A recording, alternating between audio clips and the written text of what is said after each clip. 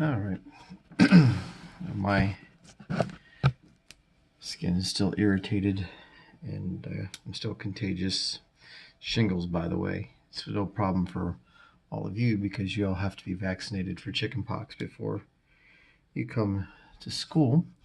But there's no guarantee that the people I work with are vaccinated for it. So to be safe and not spread it to anybody who works there, I'm still staying home, hoping that these will clear up or at least become non-contagious quickly. All right.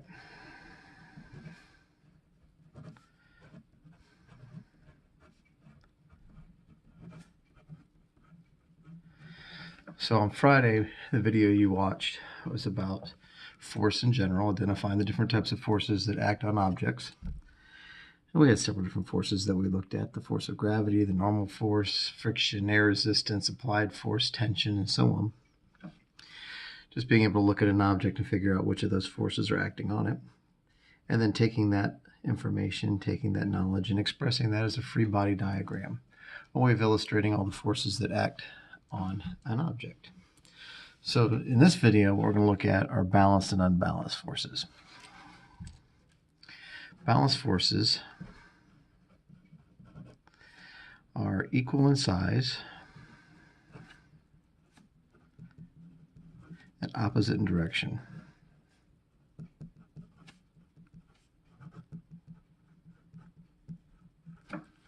Balanced forces are forces that are equal in size and opposite in direction. And what these balanced forces end up doing is canceling each other out.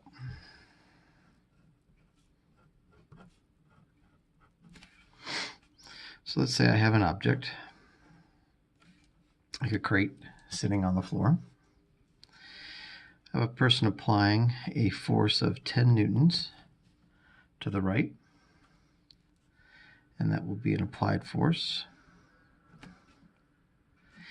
And friction producing a force of 10 newtons to the left. We would say these forces are balanced. They're equal in size and opposite in direction. N stands for Newton. It's the metric unit for force. It's roughly equal to a quarter pound. So 10 Newton force to the right would be about a 2.5 pound force to the right. And a 10 Newton force to the left would be about a 2.5 pound force to the left. Essentially, these forces would cancel each other out, and it would be as if there were no forces acting on that box. Very similar to the situation that you get that we looked at last week with the book sitting on the bookshelf. Again, book sitting on a bookshelf. Gravity is pulling down on it with a force equal to its weight. So let's say this book weighs 1 Newton. The bookshelf would have to push upward on the book with an applied force, or a normal force in this case,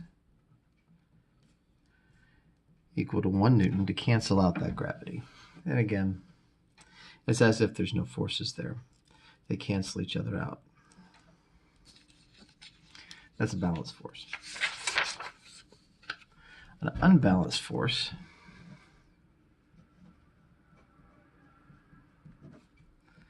is when they don't cancel.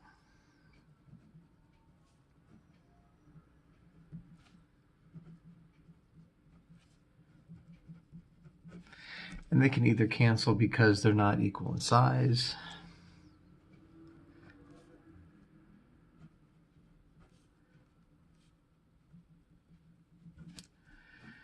we have our crate, applied force to the right of 10 newtons, friction force to the left of 2 newtons. Those aren't equal in size. And so they're not going to completely cancel out. And what we're going to do is we're going to end up with some kind of what we call net force in this situation. They also happen when they're not opposite direction.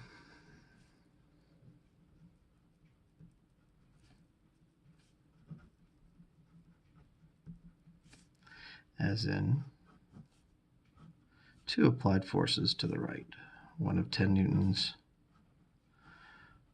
one of 2 newtons.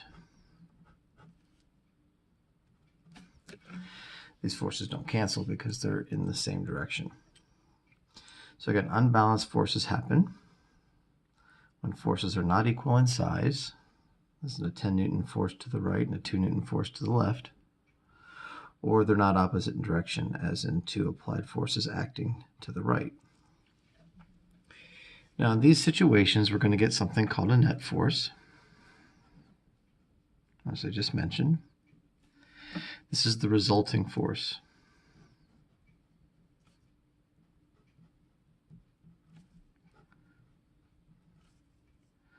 It's what happens when you have unbalanced forces. It's an overall or sum of the forces acting on the object.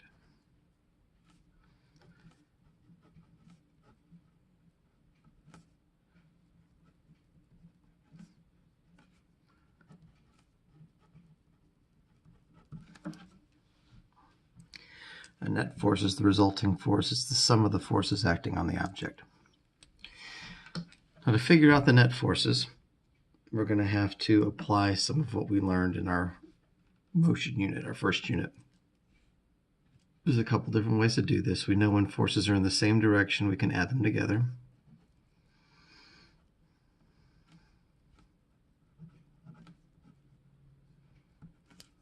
When they're opposite, we can subtract. That's one way of going about figuring out what the net force is that's acting on the object. So in my first example here, when they were not equal in size, I had a 10 Newton force to the right and I had a 2 Newton force to the left. Because in the opposite direction, I'll subtract them. 10 minus 2 is 8 newtons. And force is a vector quantity, so it does need a direction. So it would be in the direction of the stronger force. I would say 8 newtons to the right. And when the forces are in the same direction, we can add them together. So we have a 10 Newton force to the right and a 2 Newton force to the right. My net is 12 newtons. And since all the forces are to the right, we would just say they're to the right. The other way to address this, the other way to approach this, is to use the positive and negative stuff that we talked about in the first unit. Whereas positive, because we are a right-hand dominated society, whether it's true or not, positive is right, up, east, whereas negative is left, down, or west. In doing the positives and negatives, we can stick with this idea of sum all the time, where we're just adding them together no matter what. We don't have to worry about the directions and figuring out when we add, when we subtract. So again, if we go back up to my first example here, we would consider this a positive 10 Newton because it's to the right. We consider this a negative 2 newtons because it's to the left, and we would add those two together, and we would get positive 8 newtons. Now in this case, we don't have to write to the right because we're putting the positive sign in front of it. And again, that positive sign implies that the force is indeed to the right. In this one down here, this would be a positive 10 newtons because it's to the right. That would be a positive 2 newtons because it's also to the right. Add them together. You would say that is a positive 12 Newton force. Again, no need to write the direction on there because the sign tells it to us. Obviously, these are some relatively simplistic examples. They do get more difficult than that. We saw that when we worked out our free body diagrams the other day. Again, we'll do a free body diagram for a car going down the road. So our car is going to have gravity acting on it. Force of gravity pulling downward equal to the weight of the car. So let's say that is 8,000 newtons. Counteracting gravity, keeping the car from sinking into the ground, we'd have a normal force.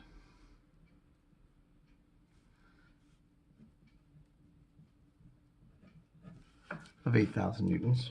And the normal force is going to be equal to the force of gravity. We know this because the car is not being shot upward into the air. So whatever the weight of that car is, the normal force is going to end up being the same in size and opposite direction, which, of course, as we know now, is going to tell us those are going to cancel out. We'll have some kind of applied force from the engine. Let's say it's applying a 2,000 Newton force forward or to the right. And then we're going to have some friction. Let's say friction is 500 newtons. And we're going to have some air resistance. Let's say that's also 500 newtons, just for sake of simplicity. So these are all the potential forces acting on our car as it goes straight down the road. Again, we need to be able to analyze the situation and figure out what's going on in terms of net force. Next thing we're going to do is Newton's laws. And Newton's laws are all based on whether or not you have a net force. And if you do have a net force, which direction that force is relative to motion and things like that. So we have to be able to analyze this and figure out what's going on in terms of a net force. So it's important to note that you will treat the vertical and horizontal parts separately. It was surprising to me that there's no projectile motion or two-dimensional motion in the standards anymore. One of the things we would have learned as we did two-dimensional motion was that horizontals and verticals are completely separate. Something might be moving in a curved path, but there's really two things going on. There's a vertical motion and there's a horizontal motion all taking place at the same time. And the vertical components and the horizontal components are always treated separately. Same thing is going to happen here with our forces. We're going to treat our vertical parts and our horizontal parts separately. So let's look at the vertical part. I've got a downward force of 8,000 newtons, so that is negative 8,000 newtons. And I'm going to add that to my other force, which is an upward force of 8,000 newtons. Negative 8,000 plus positive 8,000 is 0 newtons. So there is no net force in the vertical direction. No up or down net forces here. Those two cancel out. Now I can move on to my horizontal.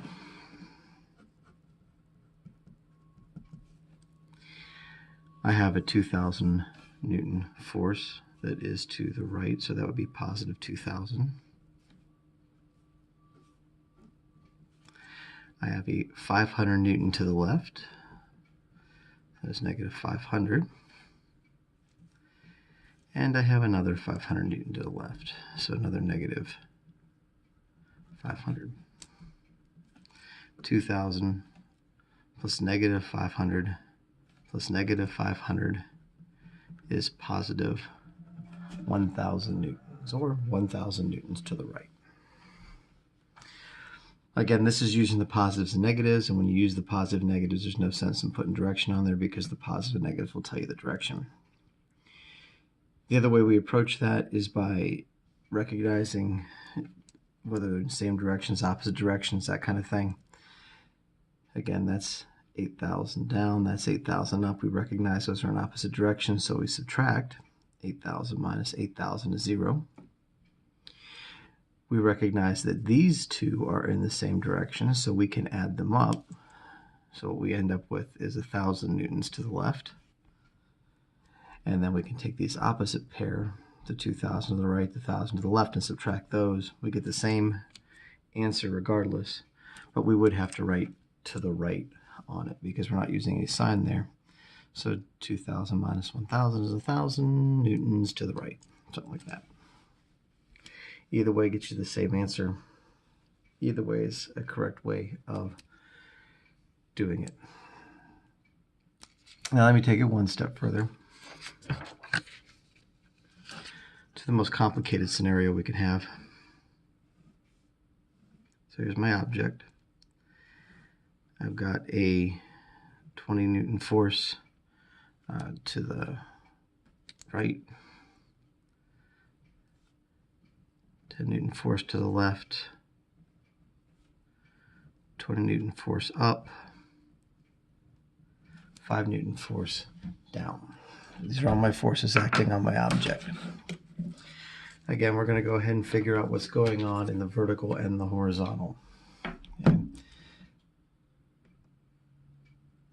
So we figure out what's going on in the, we'll figure out, don't have to, but we'll figure out what's going on in the vertical first. I meant that to be a 5, not a 50. My apologies.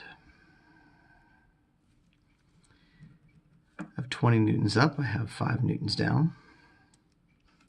So that would be positive 20 plus negative 5, or a positive 15 Newton force in the vertical, up and down.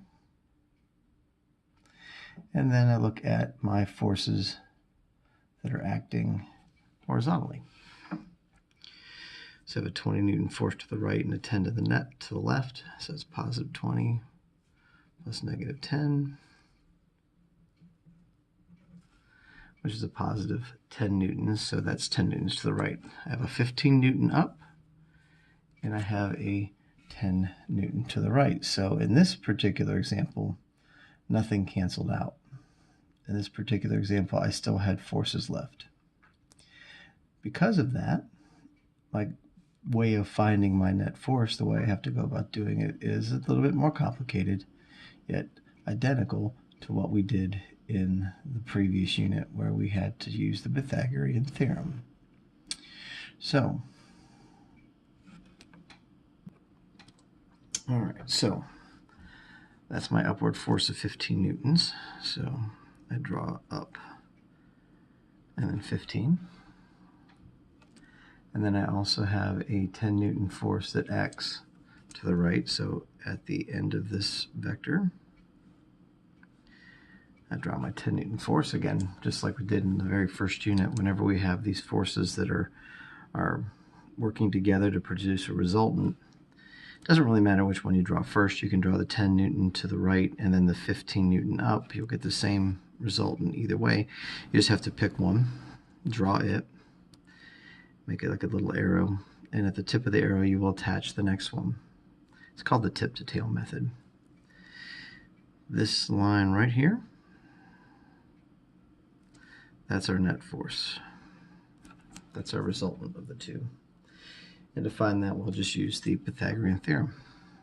A squared plus b squared equals c squared. Doesn't matter which one you make a, which one you make b.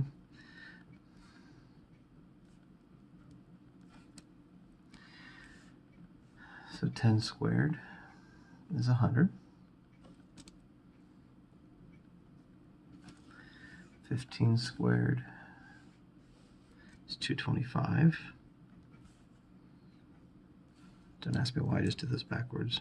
I'm dyslexic. Add them up. 225 plus 100 is 325. Now I have to take the square root of that, since that is squared. Square root of both sides. So square root of 325 is 18. My net force is 18 newtons. Direction up and to the right.